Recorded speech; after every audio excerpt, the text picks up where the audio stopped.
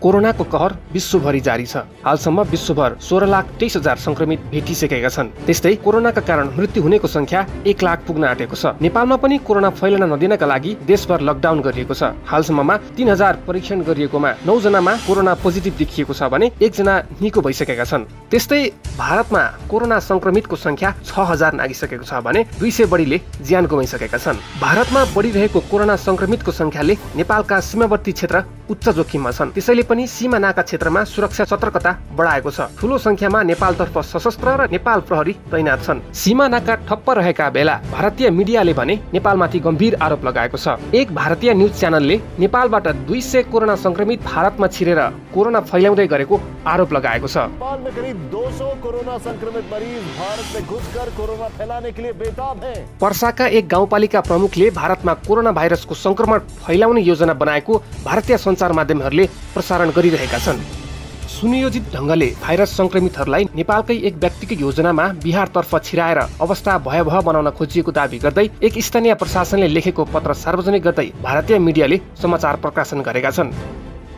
ठीक सुना आपने, नेपाल से 200 कोरोना संक्रमित मरीज भारत में घुसकर भारत में कोरोना फैलाने के लिए बेताब है। समाचारमा संदिग्ध संक्रमित पठाउने प्रयास भएको भन्दै यो विषयले बिहार सरकारका मन्त्री प्रशासनका उच्च अधिकारीहरूमा समेत बवण्डर मचाइदिएको दावी गरिएको छ। पश्चिम चम्पारण बेतियाका जिल्लाधिकारी कुन्दन कुमारको एउटा पत्र बाहिर आएसँगै सीमापारी नेपालका केही व्यक्ति भारत तथा खास गरी भारतमा सुनियोजित ढंगले कोरोना भाइरसको संक्रमण फैलाउन खोजिरहेको विषय खुलासा भएको समाचारमा दावी गरिएको छ।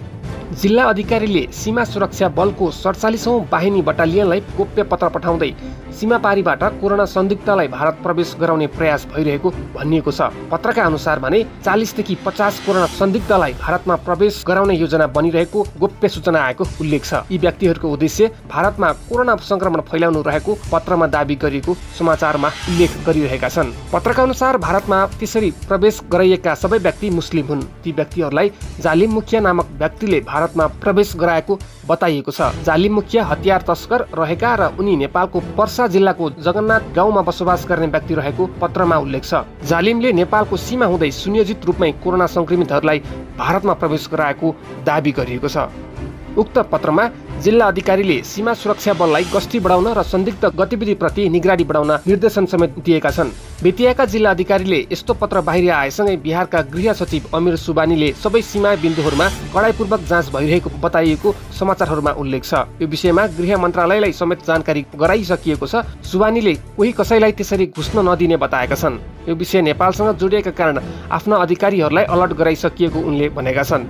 उनले भने अहिले जुन सूचना प्राप्त भएको छ संदिग्धहरू भारत प्रवेश गरिसकेका छैनन्, प्रवेश गर्ने तयारीमा छन्।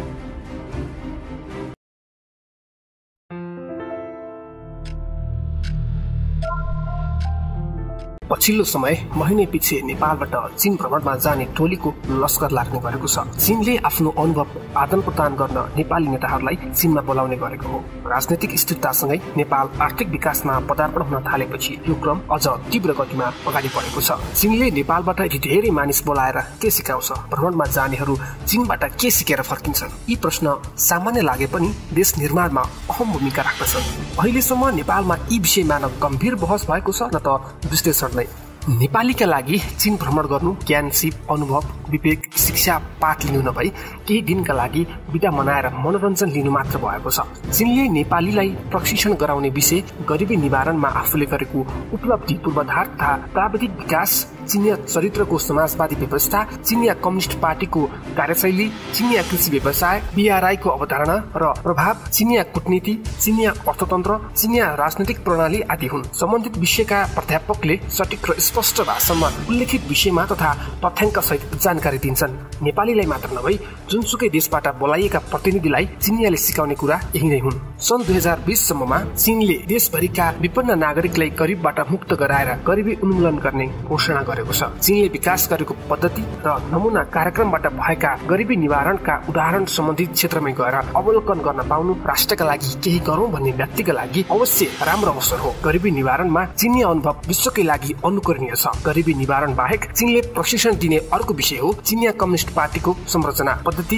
विकास र कार्य सञ्चालन विधि। 1 अर्ब 40 करोड जनसङ्ख्या जनसङ्ख्या भएको चीनमा लगभग 9 करोड नागरिक चिनिया कम्युनिस्ट पार्टीका सदस्य बनेका छन्। कुनै पनि व्यक्तिले उच्च माध्यमिक तह पार गरेपछि 18 वर्षको उमेरमा चिनिया कम्युनिस्ट पार्टीको सदस्यता लिन पाउँछ। त्यो समयमा कसैले पार्टी सदस्यता लिएन र 30 वर्ष कटेपछि पार्टी सदस्यता लिनु पर्यो भने लामो परीक्षा पार गर्नुपर्छ। पार्टीको सदस्यता लिन चाहने बारे प्रतिवेदन बनाउनु पर्छ। सम्बन्धित व्यक्तिको आचरण, पृष्ठभूमि र पारिवारिक अवस्थाको पनि अध्ययन गरेर लामो अनुसन्धानपछि मात्र सदस्यता दिइन्छ। पार्टी सदस्यले कडाइका साथ हरेक महिना लेबी तिर्नुपर्छ। लेबीमा व्यक्तिको कमाईको निश्चित प्रतिशत तोकिएको छ। कमाई थपघट भएमा हरेक महिना लेबी पनि फरक हुन्छ। उदाहरणका लागि कुनै व्यक्तिले ओभरटाइम काम गरेर बढी आर्जन गरेको अथवा कुनै परियोजनामा काजमा काम गर्न गएको भए उसले सोही अनुसार त्यो अवधिको लेबी बढी तिर्नुपर्छ। कुनै व्यक्ति बिरामी परेर बिदा बसेको भएमा सोही अनुसार लेबी कम तिर्नुपर्ने व्यवस्था छ। व्यक्तिको विशेष ज्ञान र क्षमताका आधारमा पनि पार्टीले मूल्याङ्कन गर्छ। पार्टीलाई चुस्त र सक्रिय बनाउन, जिम्मेवारी वहन र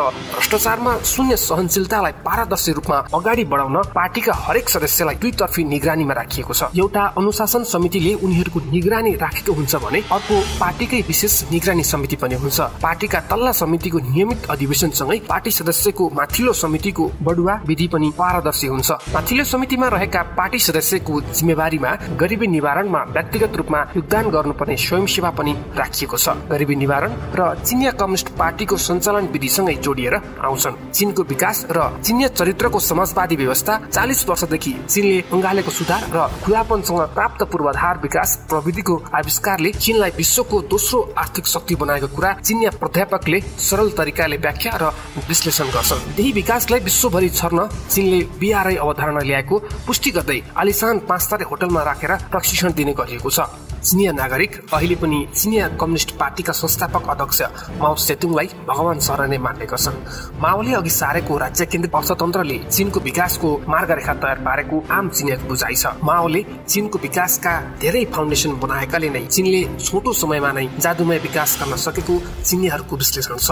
माओले बनाएका फाउन्डेसनलाई आधार बनाएर त्यसपछिका चिनिया राष्ट्रपतिहरू ताङ स्याओपिङ, हु चिन्ताओ हुँदै हालका राष्ट्रपति सी जिनपिङले चीनको विकासमा महत्त्वपूर्ण भूमिका खेलेको विषयलाई चीनमा उच्च मूल्याङ्कन गर्ने गरिएको छ। माओको ती योगदानका कारण होला अहिले पनि हजारौं चिनिया दैनिक रूपमा नै बेजिङको मध्य भागमा रहेको माओ मेमोरियल पुगेर त्यहाँ रहेको माओको मृत शरीरमा पुष्पगुच्छ अर्पण गर्ने गर्छन्। चीनका वर्तमान राष्ट्रपति सी पनि हरेक जनताको मनमा बस्न सफल भइरहेका छन्।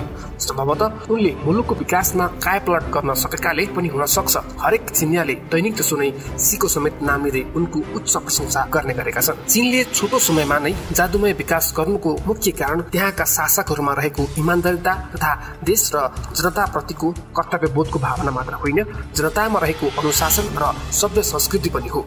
कतिपयले चीनमा प्रजातन्त्र छैन, निरङ्कुश शासन छ भन्ने आरोप समेत लगाउने गर्छन्। तर चीनमा गएर त्यहाँको वास्तविकता बुझ्दा थाहा हुन्छ चिनिया जनताले प्रजातन्त्रको वास्तविक प्रयोग गरिरहेका छन्। यही अपवादलाई छोड्ने हो भने चीनमा अधिकांश जनता खुसी र सन्तुष्ट छन्। विकासको प्रत्यक्ष अनुभूति गर्ने अवसर पाइरहेका छन्। सरकारले धेरै भन्दा धेरै जनतालाई रोजगारीको अवसर प्रदान गरेको छ। स्वास्थ्य र शिक्षामा अनुदान समेत दिने गरेको छ। 12 कक्षासम्म निशुल्क शिक्षा दिने गरिएको छ भने स्वास्थ्यमा पनि बिमाको व्यवस्था मार्फत अनुदान दिने गरिएको छ। चीनका भूभागमा यात्रा गर्दा र त्यहाँका नागरिकसँग साक्षात्कार गर्दा चिनिया जनताले वास्तविक प्रजातन्त्र र मानव अधिकारको उपयोग गरिरहेको अनुभूति जोसुकैले पनि गर्न सक्छन्। नेपालले चीनबाट सिक्नै पर्ने सबभन्दा ठूलो महत्त्वपूर्ण पाठ भनेको रोजगारीको अवसर कसरी सिर्जना गर्न सकिन्छ भन्ने नै हो। नेपाल बेरोजगारको चरम मारमा पर्दै आइरहेकाले यहाँका योग्य र काबिल युवाहरू गरी खाने उमेरमा विदेश जान बाध्य भइरहेका छन्। तर चीनमा सरकारले गाउँदेखि शहरसम्ममा नै व्यापक रूपमा रोजगारीको अवसर सिर्जना गरेर अधिकांश युवा युवतीहरूलाई रोजगारी प्रदान